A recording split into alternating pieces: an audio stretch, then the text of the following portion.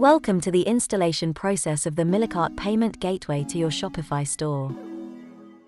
Here we discuss the installation process of the Millikart payment app. Make sure you have fulfilled the basic requirements. Active Shopify Store. Active Millikart payment account. Provide your store URL via WhatsApp to obtain the app installation URL. Once you obtain the installation URL, you can continue the installation. Find the auth user and auth password from the Millikart payment account. Now you can start installing the Shopify payment app. Click on the Install button. Then click on the Install app button. You will be redirected to the app configuration portal.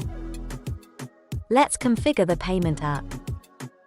Click on the Continue button to go to the next step. Click on the Select Plan button. Important: there are two modes. Live mode is only for live transactions and test mode is only for test transactions. Test mode is optional. We are configuring live mode for this instance.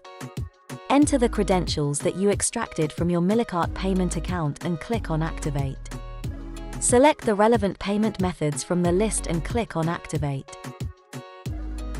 Your payment app is installed. Please send the following details via WhatsApp to complete the merchant onboarding process and obtain live mode license. 1. Payment gateway application name, example, Millikart payment.